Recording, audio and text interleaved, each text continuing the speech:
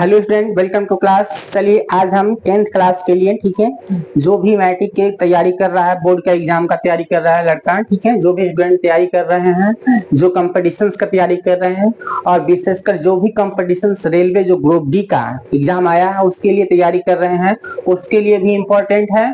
और जो 10th class का एग्जाम का तैयारी कर रहा है, इंटर का एग्जाम का तैयारी कर रहा है, उसके लिए भी इम्पोर्टेंट है।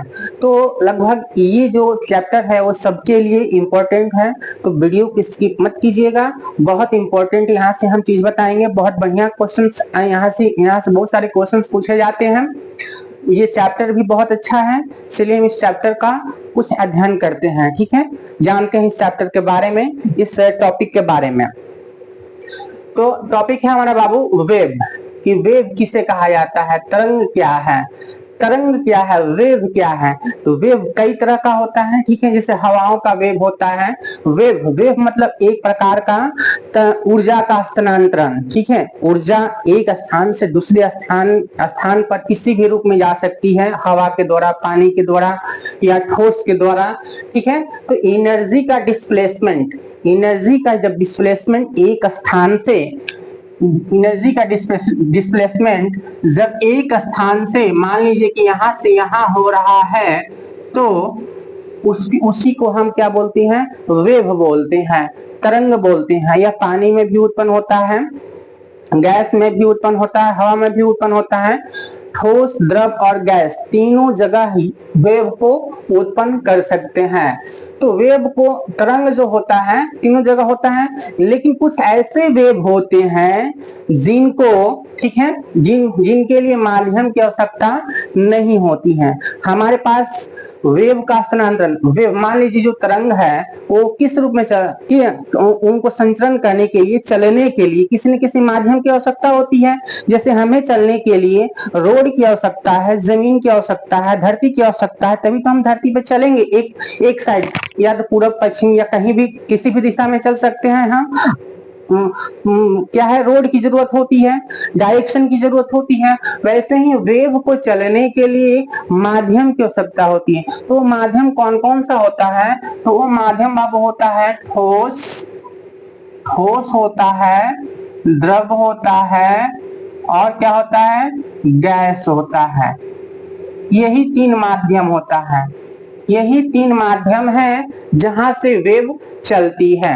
तो कुछ ऐसे वेव हैं जिनको चलने के लिए माध्यम की आवश्यकता होती है, और कुछ ऐसे हैं जिनको चलने के लिए माध्यम की आवश्यकता नहीं होती है। समझ में आया? तो कुछ ऐसे वेव हैं जिनको चलने के लिए क्या है, माध्यम की आवश्यकता है। माध्यम मतलब ठोस, द्रव, गैस, तीनों में से किसी की आवश्यकता पड़ती है। और कुछ ऐसे वेव हैं जिनको चलने के लिए किसी चीज की जरूरत नहीं पड़ती है। तो आइए हम समझते हैं कि वेव कितने प्रकार के होते हैं। There are two types of wave, दो तरह के वेव होता है। कौन कौन सा होता है, एक होता है मैकेनिकल वेव, जिसको हम यांत्रिक तरंग बोलते हैं। देखो, यांत्रिक तरंग बोलते हैं मैकेनिकल वेव। और एक होता है नॉन मैकेनिकल वेव, अयांत्रिक तरंग। बहुत बढ़िया चैप्टर है, बहुत अच्छा चैप्टर है ये। यहाँ से बहुत क्वेश्चंस पूछे जाते हैं मैट्रिक के एग्जाम में, बोर्ड के एग्जाम में। एक नंबर का क्वेश्चंस, ऑब्जेक्टिव टाइप का क्वेश्चंस आता है, ठीक है। तो वीडियो को स्किप मत कीजिएगा। आज पूरे वेव के बारे में हम जानेंगे, ठीक है, फॉर्मूला भी देखेंगे हम इसके बारे में। देखो, यांत्रिक जो तरंग होता है, समझिएगा, यांत्रिक तरंग हमने बताया जिसको चलने के लिए ठोस, द्रव और गैस की आवश्यकता होती है। ठोस, द्रव, गैस तीनों में से किसी की आवश्यकता हो उसे हम मैकेनिकल वेव बोलते हैं, यांत्रिक तरंग, जिनको चलने के लिए माध्यम की आवश्यकता होती है। बस कुछ नहीं याद करना है, ठीक है, किताबी भाषा नहीं, अपनी भाषा में याद करो। जिनको चलने के लिए, ठीक है, यात्रा करने के लिए किसी न किसी माध्यम की आवश्यकता होती है, ठीक है, उसी को हम क्या बोलते हैं, यांत्रिक तरंग, मैकेनिकल वेव। जिनको चलने के लिए किसी न किसी माध्यम की आवश्यकता होती है उसे मैकेनिकल वेव बोलते हैं। लिख लीजिएगा, माध्यम की आवश्यकता पड़ती है, माध्यम की आवश्यकता,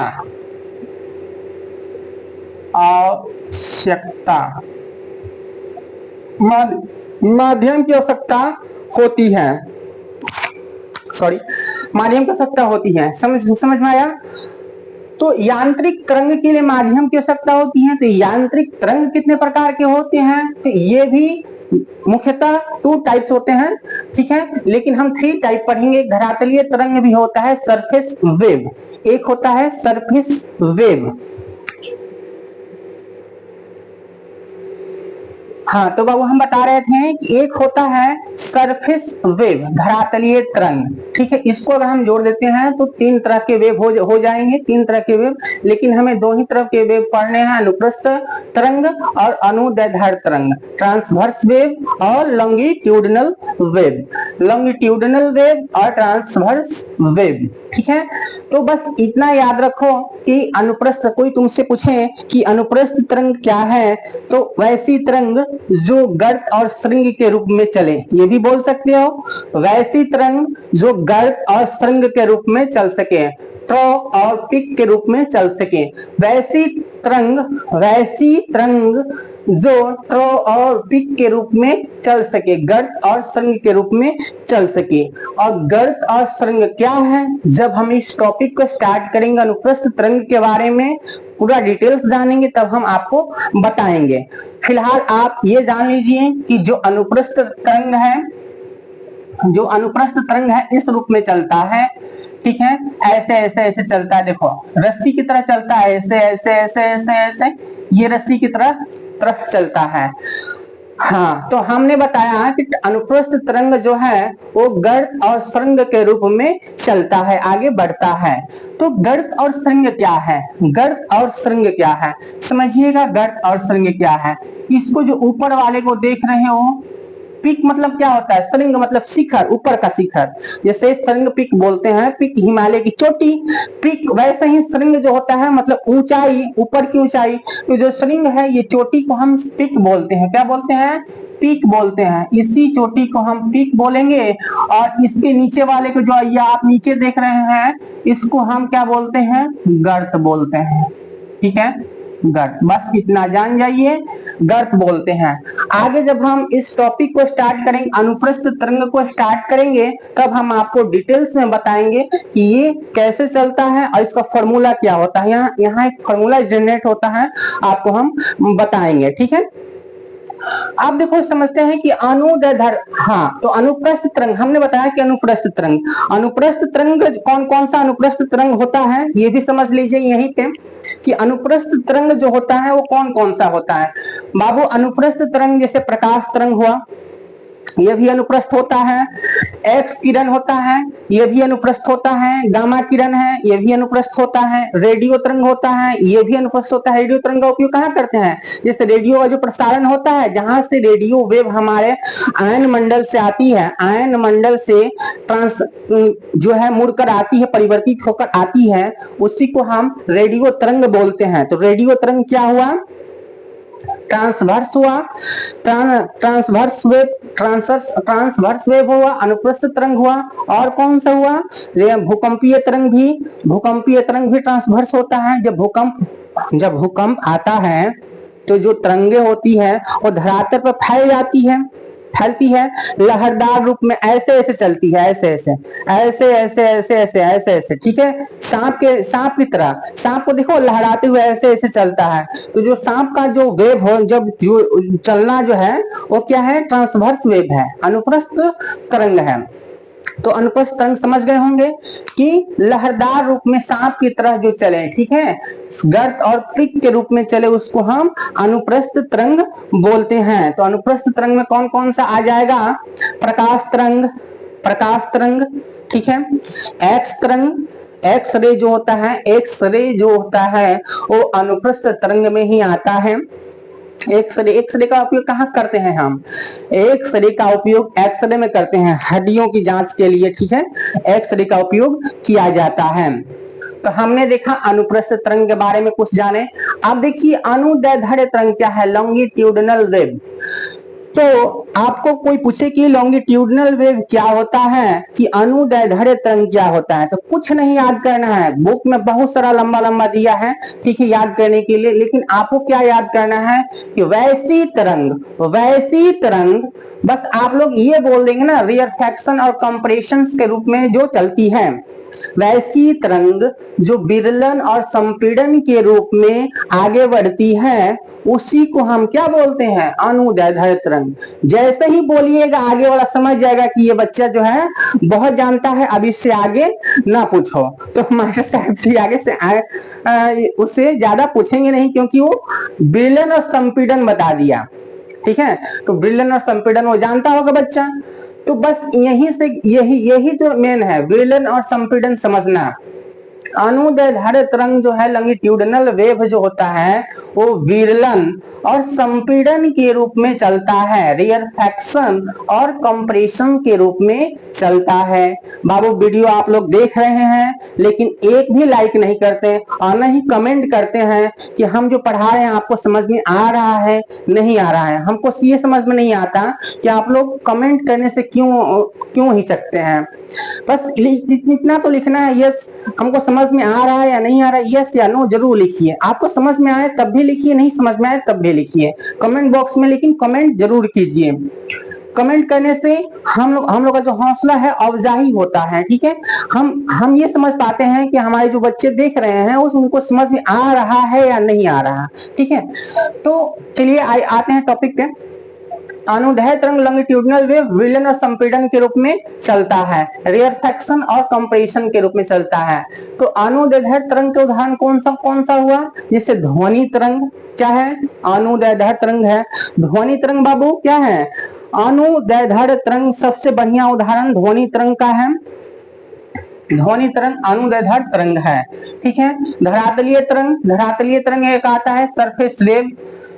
तो सरफेस वेव क्या होता है, धरातलीय तरंग क्या होता है, धरातलीय तरंग ट्रांसवर्स वेव मतलब अनुप्रस्थ तरंग और लॉन्गिट्यूडनल वेव का संयोजन होता है। मतलब ये जो है आगे पीछे आगे, ठीक है, पीछे आगे पीछे ऊपर नीचे चारों तरफ ये चलता है, इसीलिए यह ट्रांसवर्स और लॉन्गिट्यूडनल दोनों होता है, दोनों का संयोजन है। भूकंप के समय जो पृथ्वी की सतह और पानी पर चलने वाली जो तरंग है वो क्या होती है, धरातलीय तरंग होती है, सरफेस वेव होता है। इतना समझ गए हम। अब देखिए सबसे बड़ी बात समझने वाली यह है कि जो अनुप्रस्थ तरंग है, ट्रांसवर्स वेव है, उसको हम इलेक्ट्रोमैग्नेटिक वेव भी बोलते हैं, इलेक्ट्रोमैग्नेटिक वेव बोलते हैं।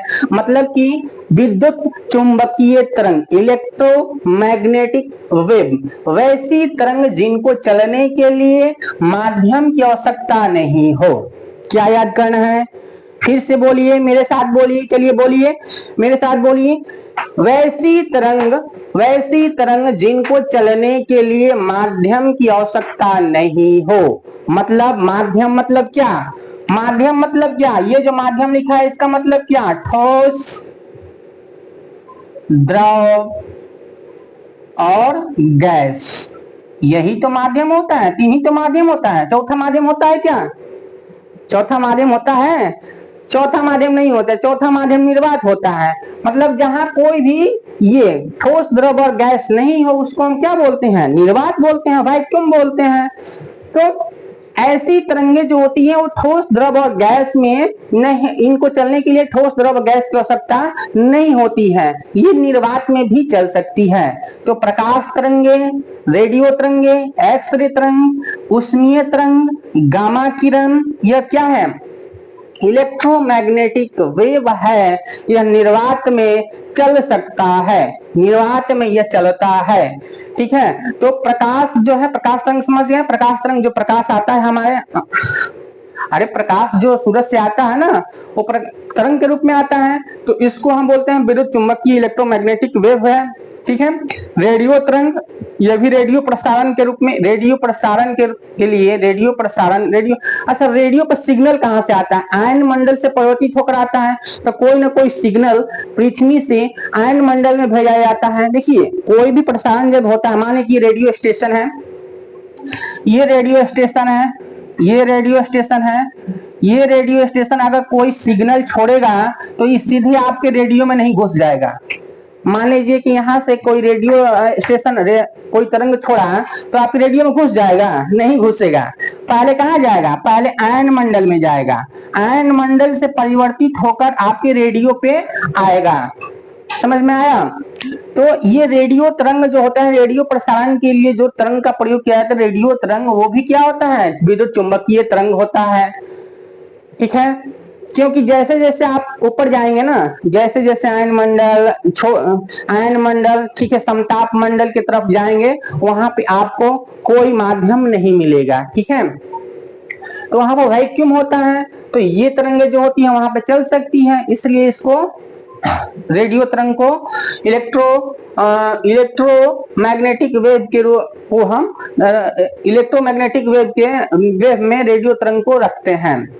अब समझिए उष्मीय तरंग जो क्या होता है? उष्मीय तरंग से हमें गर्मी का अनुभव होता है, उष्मीय तरंग से गर्मी का अनुभव होता है। गामा किरण क्या होता है? गामा किरण सबसे ज्यादा अगर किसी के पास ऊर्जा है, सबसे ज्यादा, तो किसके पास है? गामा किरण। गामा किरण के पास, ये गामा किरण सबसे अधिक ऊर्जा वाली तरंग होती है। एक्स-रे का प्रयोग हम चिकित्सा के क्षेत्र में करते हैं। अब आइए हम अनुप्रस्थ तरंग ट्रांसवर्स वेव के बारे में हम बिल्कुल डिटेल्स में जानते हैं।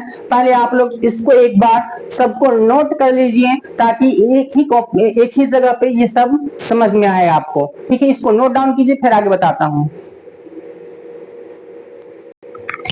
चलिए आइए अनुप्रस्थ तरंग के बारे में जानते हैं हम। ठीक है, तो अनुप्रस्थ तरंग के बारे में हमने बताया अभी, वैसे लिख लीजिएगा। इसका जो है क्या बोलते हैं, इसे कैसे परिभाषित करते हैं, इसको परिभाषा लिख लीजिएगा।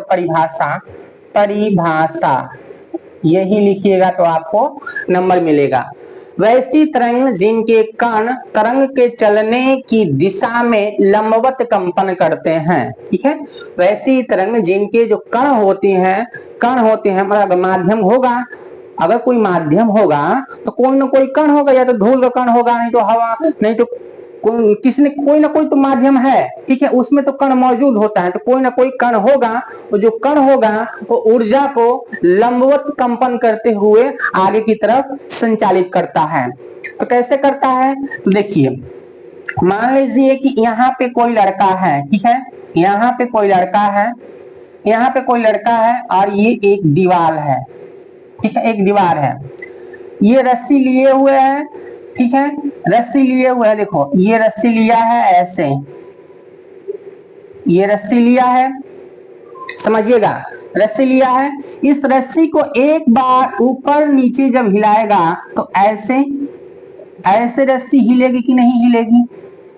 ऐसे रस्सी हिलेगी ना, ऐसे रस्सी लहरदार रूप में चलेगी। तो ये जो आप देख रहे हैं, ये जो ऊपर उठ रहा है बाबू, इसको हम बोलते हैं आयाम। क्या बोलते हैं? आयाम। समझिएगा एक एक चीज को, इसको आयाम बोलते हैं, इसको बोलते हैं सरंग। इसको क्या बोलते हैं?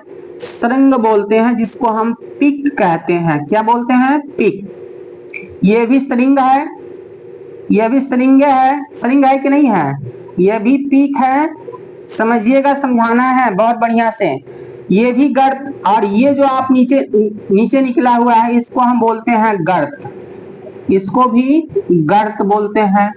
ठीक है, इसको भी गर्त बोलते हैं। इसका अंग्रेजी क्या होता है? लिख लीजिएगा, TROUGS, ट्रो। ठीक है, तो अब देखिए इसी में ये जो है ट्रो और ये स्ट्रिंग और ये हुआ पिक। समझ में आया? तो इस रूप में कोई कण है यहाँ पे, जब इसको ये ऊर्जा दे रहा है, एक बार हिला रहा है, तो ये कण ऊपर जा रहा है, नीचे आ रहा है, ऊपर जा रहा है, नीचे आ रहा है, ऊपर जा रहा है, नीचे आ रहा है। मतलब ये 90 डिग्री, देखो 90 डिग्री बन रहा है यहाँ पे। 90 डिग्री के कोण पे ये क्या है? मोड़ रहा है। मतलब हम ये भी कह सकते हैं ये भी कह सकते हैं कि जो अनुप्रस्थ तरंग है वो 90 डिग्री के कोण बनाते हुए श्रृंग और गर्त के रूप में आगे की तरफ चलता है और यहाँ पे आके इसका एंड हो जाता है। यहाँ पे इसको ये क्या होता है, ठीक है, एंड हो जाएगा। अब देखिए दो श्रृंगों या दो गर्तों की बीच की दूरी को या तो दो श्रृंग या तो दो गर्त, यहीं पे समझिएगा, दो श्रृंग एक श्रृंग और एक श्रृंग, यहां से हमने चला, ठीक है, यहां से कोई कण चला, इधर आया, ठीक है, यहां से चला, ऊपर गया, नीचे आया, फिर इधर गया, ठीक है, ठीक है। तो इसको हम एक दूरी मानेंगे, ठीक है, मतलब एक पूरा चक्कर मानेंगे। और दो श्रृंगों, एक श्रृंग ये और एक ये श्रृंग है, तो दो श्रृंगों की बीच की दूरी को हम क्या बोलते हैं, तरंग दैर्ध्य। क्या बोलेंगे इसको, तरंग दैर्ध्य। इसको याद रखिएगा, याद यहीं पे हो जाएगा बाबू आपको। इसको हम क्या बोलते हैं, तरंग दैर्ध्य, तरंग दैर्ध्य बोलेंगे, ठीक है। इसको वेव लेंथ, वेव लेंथ बोलते हैं, वेव लेंथ बोलते हैं, वेव लेंथ, ठीक है, वेव लेंथ।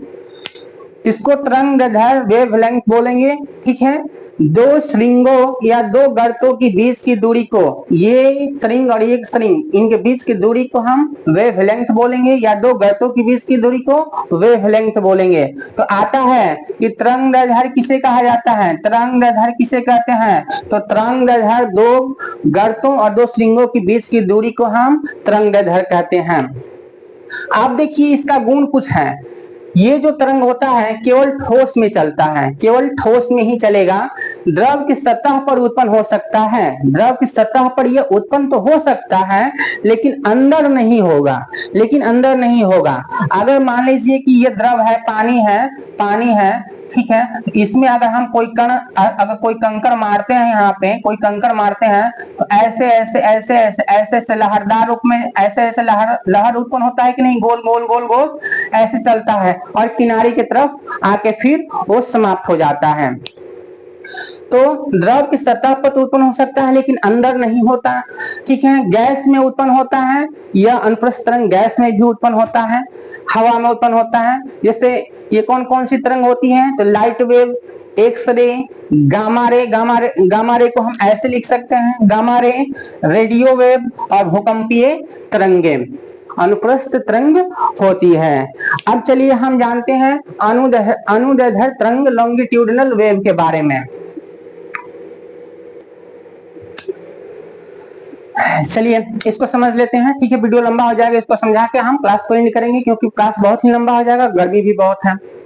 तो देखिए अनुदैर्ध्य तरंग क्या होता है, लॉन्गिट्यूडिनल वेव। हमने बताया कि लॉन्गिट्यूडिनल वेव जो होता है विरलन और संपीड़न के रूप में, रेयरफैक्शन और कंप्रेशन के रूप में चलता है, ठीक है। इसको आगे पीछे गति भी बोलते हैं कि कौन से ऐसी तरंग है जो आगे पीछे, जिनके कण जो है आगे पीछे गति करते हुए चलते हैं, तो कौन सा बताओगे, अनुदैर्ध्य तरंग। क्यों बताओगे आगे पीछे, तो देखो समझते हैं हम। आप लोग स्प्रिंग देखे हुए हैं, स्प्रिंग देखे हैं कि नहीं देखे हैं, स्प्रिंग देखे हैं, ऐसे ऐसे स्प्रिंग होता है, अरे स्प्रिंग ऐसे ऐसे होता है ना, ऐसे करके होता है। जब स्प्रिंग में अगर यहाँ पे आप चोट करोगे, यहाँ पे चोट करोगे तो स्प्रिंग कब कपाती हुई आगे पीछे सिकुड़ेगी, फिर फैलेगी, सिकुड़ेगी, फैलेगी, सिकुड़ेगी, फैलेगी, सिकुड़ेगी, फैलेगी, ठीक है। देखो स्प्रिंग है, ये स्प्रिंग है, मान लो कि स्प्रिंग है, ये पहले क्या हो रही है, मान लो कि यहाँ पे ये स्प्रिंग है, इसको हमने ऐसे दबाया फिर छोड़ दिया, दबाया छोड़ा, तो क्या किया, कंप्रेस किया, इसको क्या किया, कंप्रेस किया, कंप्रेस मतलब दबाना, कंप्रेस किया मतलब दबाव डाला, ठीक है, दबाव डाला मतलब संपीड़न किया। इसको हम लिख लेते हैं, इसी को हम संपीड़न बोलते हैं। कंप्रेशन को हम क्या बोलते हैं, संपीड़न। समझिएगा बहुत ध्यान से, यहीं तो बच्चे गलत कर जाते हैं, समझते नहीं और फिर उनको ये चीज कभी समझ में नहीं आता है, ठीक है। इसको समझना बहुत जरूरी है। विरलन, इसको रेयरफैक्शन, एक्सपेंशन या रेयरफैक्शन, और कंप्रेशन मतलब होता है संपीड़न। संपीड़न, संपीड़न क्या मतलब किसी चीज पर दबाव डालना। अगर हम इस चीज को ऐसे दबाव डाल के छोड़ते हैं तो जैसे ही छोड़ेंगे जो ऊर्जा उत्पन्न होगी, मान लो कि कोई काम कर रहे हैं, हम नीचे से पेन उठा रहे हैं, पेन से लिख रहे हैं, मार्कर से लिख रहे हैं, तो हम अपनी ऊर्जा खर्चा कर रहे हैं, ऊर्जा को हम क्या कर रहे हैं, डिस्ट्रीब्यूट कर रहे हैं। यहाँ पे हमने दबाया, जब ऐसे दबाया तो यहाँ पे कोई ना कोई ऊर्जा उत्पन्न हुआ होगा, ये ऊर्जा डिस्ट्रीब्यूट होगी, पूरे स्प्रिंग पर डिस्ट्रीब्यूट होगी, तो कैसे फैलेगी, कैसे डिस्प्लेसमेंट होगा, इस ऊर्जा का डिस्प्लेसमेंट कैसे होगा, डिस्ट्रीब्यूशन कैसे होगा, कैसे होगा। तो जब हम इस स्प्रिंग को दबाकर जब आप छोड़ेंगे, हम जब छोड़ेंगे तो ये जो है स्प्रिंग फैलेगा, फैलेगा, फिर आगे जाके सिकुड़ेगा, फिर फैलेगा, फिर आगे जाके सिकुड़ेगा, फिर आगे फैलेगा, फिर जाके सिकुड़ेगा। मतलब ये कह रहा है, कहने का मतलब कि ये ऐसे करते हुए आगे की तरफ इस दीवार की तरफ जाएगा और आगे जाके एंड हो जाएगा। समझ में आया? कंपन यहां उत्पन्न हुआ, कंपन से ये फैला, फिर यहाँ के सिकुड़ा, फिर यहाँ पे ज्यादा कंपन हुआ, बहुत ज्यादा कंपन यहाँ पे हुआ, फिर इस कंपन, बहुत ज्यादा कंपन होगा तो बहुत आगे आगे ऐसे ऐसे फेंकेगा, ऐसे ऐसे पूरा फेंकेगा, तो फेंकेगा तो फिर यहाँ फैलेगा, फिर आगे जाके सिकुड़ जाएगा, ठीक है, फिर आगे ऐसे ऐसे ऐसे पूरा फैलेगा, फिर आगे सिकुड़ेगा। तो ऐसे ऐसे यहाँ पे क्या हो रहा है, ऊर्जा का स्थानांतरण, एनर्जी का डिस्ट्रीब्यूशन हो रहा है, ठीक है। एनर्जी, जो एनर्जी हमारी है बाबू, एनर्जी क्या हो रही है, एनर्जी डिस्ट्रीब्यूट हो रही है, एनर्जी क्या हो रही है, डिस्ट्रीब्यूट हो रही है, डिस्प्लेसमेंट हो रही है, डिस्प्लेस हो रहा है, ठीक है, डिस्प्लेस, एनर्जी का यहाँ पे डिस्प्लेस हो रहा है। समझ में आया? एनर्जी का डिस्प्लेस हो रहा है, ऊर्जा का स्थानांतरण हो रहा है, स्थानांतरण एक स्थान से दूसरे स्थान तक, यहाँ भी ऊर्जा जो है एक स्थान से दूसरे स्थान तक जाती है, ऊर्जा उत्पन्न हुआ है, एक स्थान से दूसरे स्थान तक गई। अब जो यहाँ पे जो ये सिकुड़ा है, ये जो सिकुड़ेगा, यहाँ पे आप दबाव अधिक डालोगे, अरे हम इसको दबाएंगे, कस के सिकुड़ेंगे ऐसे ऐसे ऐसे, तो यहाँ पे दबाव अधिक लगेगा कि नहीं, इसको पूरा सिकुड़ाएंगे तो यहाँ पे दबाव अधिक दबाएंगे, कस के ऐसे ही दबाएंगे पूरा, तो यहाँ पे क्या है, दाब अधिक, क्या है, दाब जो है, दाब यहाँ पे क्या होता है, दाब यहाँ पे देखिए, यहाँ पे कंप्रेस हो रहा है ना, ये वाला चीज कंप्रेस, रुकिए दूसरा मार्कर ले लेते हैं। देखिए यह समझाने के लिए मैंने दूसरा मार्कर लिया। यहाँ पे एक क्या हो रहा है, यहाँ पे कंप्रेस हो रहा है, तो जहां पे कंप्रेस हो रहा है बाबू, वहां पे दाब अधिक, घनत्व भी अधिक। देखो घना हो गया कि नहीं, ये लाइन बहुत घना हो गया, यहाँ पे दाब अधिक है, मतलब यहाँ पे साउंड क्या है, साउंड अधिक है, यहाँ पे साउंड बाबू अधिक है, मतलब यहाँ पे ऊर्जा अधिक है, साउंड अधिक, ठीक है, ऊर्जा भी अधिक, एनर्जी भी अधिक, एनर्जी भी यहाँ पे अधिक है। फिर यहाँ पे ऐसे फैलेगा, तो फैलेगा तो ऊर्जा डिस्ट्रीब्यूट होगा, फिर यहाँ पे ऐसे करते करते यहाँ अधिक होगा, फिर यहाँ से ऊर्जा यहाँ पे कम होगा, फिर यहाँ से यहाँ पे कम होगा। देखो यहाँ पे ज्यादा बना दिए हैं, तो यहाँ पे कम बनाओ, यहाँ पे यहाँ पे अधिक ऊर्जा, फिर यहाँ पे कम होगा, क्योंकि यहाँ पे क्या हो रहा है, ऊर्जा का डिस्ट्रीब्यूशन हो रहा है, तो ऐसे करते करते लास्ट में जाके ऊर्जा खत्म होगा, स्प्रिंग का जो कंपन होगा वहां आगे जाके कम हो जाएगा। समझ में आया? तो यही कहने का मतलब कि जहां पे फैलाव होगा, एक्सपेंशन होगा, वहां पे क्या होगा, रेयरफैक्शन, इसको एक्सपेंशन को रेयरफैक्शन भी बोलते हैं, इसी को हम विरलन बोलते हैं। जहां पे विरलन होता है वहां पे दाब और घनत्व क्या होता है, कम हो जाता है, दाब और घनत्व कम हो जाता है, एनर्जी कम हो जाती है, एनर्जी क्या होती है, कम हो जाती है, मतलब वहां पे जो कंपन की जो गति ऐसे लपलपा रहा है, कंपन की गति वो ऐसे ऐसे ऐसे ऐसे धीरे धीरे होगा, ठीक है। और जहां पे कंप्रेशन अधिक होगा, दाब और घनत्व जहां पे अधिक होंगे, वहां पे स्प्रिंग ऐसे बहुत जल्दी जल्दी बहुत तेजी से फड़फड़ाएगी, ठीक है। तो यहाँ कंप्रेशन की जगह पे दाब और घनत्व अधिक होता है, और एक्सपेंशन जहां होता है, रेयरफैक्शन और विरलन जहां पे होगा, वहां पे दाब और घनत्व कम होगा। तो हमने देखा कि जो अनुदैर्ध्य तरंग लॉन्गिट्यूडिनल वेव है वो किस रूप में चलती है, आगे पीछे के रूप में भी चलती है, ठीक है, कभी आगे चलेगी फिर पीछे चलेगी। जब ये फैलेगा तो कुछ पीछे आएगा, फिर कुछ आगे जाएगा, फिर यहाँ पे यहाँ दबाव पड़ेगा तो कुछ आगे जाएगा, कुछ पीछे जाएगा, मतलब आगे पीछे ये चलता है, इधर चलेगा फिर इधर चलेगा, इधर चलेगा फिर इधर चलेगा। इसी को हम बोलते हैं आगे पीछे गति, मतलब समानांतर रूप में चल रहा है। देखो लाइन समानांतर है, लाइन समानांतर है कि नहीं है, तो समानांतर आगे पीछे यह गति करता है। तो वैसी तरंग जिनके कण तरंग गति के चलने के समानांतर आगे पीछे गति करते हैं, जिनमें और इनमें संपीड़न और विलयन के रूप में यह चलता है। मेरे ख्याल से आपको अनुदैर्ध्य तरंग लॉन्गिट्यूडिनल वेव के बारे में समझ में आ गया होगा। ठीक है, यह ठोस द्रव और गैस तीनों में चलता है। जैसे ध्वनि तरंग क्या है, लॉन्गिट्यूडिनल वेव है, और स्प्रिंग में उत्पन्न तरंग ये भी लॉन्गिट्यूडिनल वेव है।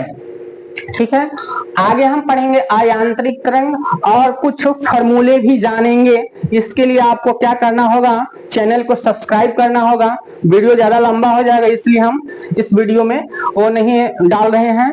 आगे मेरा जब अगला सीरीज आएगा मेरा, ठीक है, तरंग वेव का, तो उसमें हम आपको फॉर्मूला भी बताएंगे और अयांत्रिक तरंग नॉन मैकेनिकल वेव के बारे में बताएंगे। इसमें बहुत सारा आयाम क्या होता है, तरंगदैर्ध्य क्या होता है, ठीक है, आवृत्ति क्या होता है, इस सब के बारे में हम आगे जानेंगे। आवर्तकाल क्या होता है, इसके बारे में भी हम आगे जानेंगे। तो बाबू इस चैनल को फॉलो और सब्सक्राइब जरूर कर लीजिएगा। Thank you all of you.